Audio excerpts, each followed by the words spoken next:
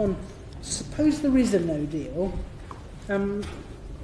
what will it feel like after that in terms of what form might no deal, post no deal negotiations take, and indeed how might the EU treat us at that point? Well, it's a very difficult question because, obviously, again, it's uncharted terrain. It seems to me, if it breaks down, it's very hard to see why it's amicable, and it's very hard to see why negotiations of any sort, even in specific sectors, resume rapidly. Why? Because is it really imaginable that this breaks down in the next few weeks after another attempt at a meaningful vote, and then we don't get recriminations on both sides of the Channel about whose fault it is? Is it going to be possible for the Prime Minister, if she fails on another meaningful vote because she's ended up with a text which is rejected by significant chunks of her own party and by the House in general as inadequate, she naturally is going to say, this isn't my fault, it's the intransigence of the European system, it's the inability to be flexible, they knew what would pass in the House of Commons and they weren't prepared to give it to us, it's all their fault. Where does that lead you? It leads you to immense pressure on the Prime Minister, not just in her own party, but primarily to say, and therefore the 39 billion cheque is certainly not going to be paid in full, may not be paid at all. Some proportion of it might be paid. There are, incidentally, questions about whether the UK pays into the 2019 budget, which are looming up in April, and the deadline for that will be April. And we are on the verge of a 7-year negotiation for the future budget, which would, in normal circumstances, be concluded either towards the end of 2019 or early 2020.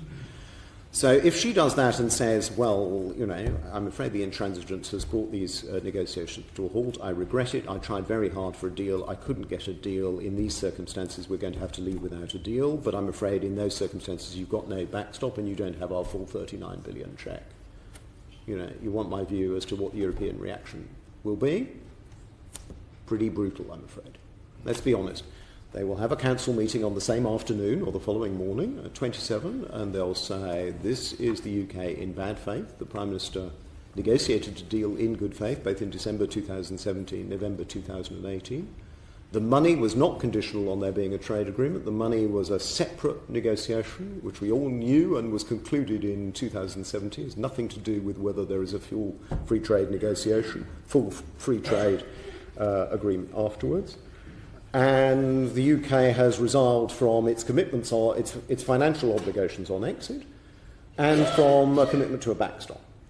I think it would be incredibly easy in a matter of 5 minutes to get unanimity on the 27 to say in these circumstances we won't have normal relations with a member state that departs in those circumstances, and unless and until the UK is prepared to agree or re-agree or recommit to paying the cheque in full and to a backstop arrangement, we're not prepared to have any sort of amicable negotiations in any sector. We'll simply do what we...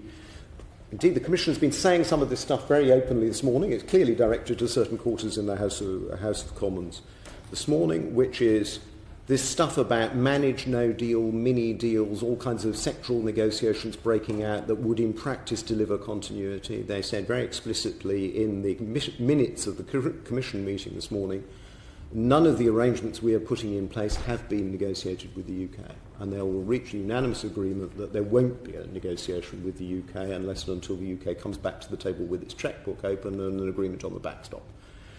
Now, I've always worried about that. I know that, again, a lot of Eurosceptics believe that this is kind of alarmist talk.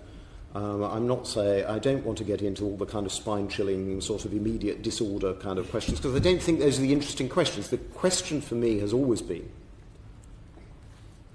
if you want to leave the European Union, and part of your problem with it is the jurisdiction of the European Court of Justice, the drive towards political union, the belief that a deepening integration was taking you to a place you were uncomfortable with, and you're uncomfortable with those institutional implications of sort of trade, fine. You, in the end, then want something outside, which is not WTO only, but is a free trade agreement, and probably a deep and comprehensive free trade agreement, which covers all manner of sectors from, aviation to road haulage to financial services to data to energy. All of this stuff has to be dealt with in some preferential manner, which gives the UK a preferential status in comparison with the vast bulk of other third countries around the planet. It would be insane to end up permanently in a WTO relationship. The argument of the managed no dealers is that somehow, despite the fact we'd have walked away without agreeing a backstop and without agreeing all the money, the Europeans will come running to us in such desperation at the implications of not having a preferential deal that they will be doing all the demanding. Well, I come as close as I can to guaranteeing you that will not happen. Thank you.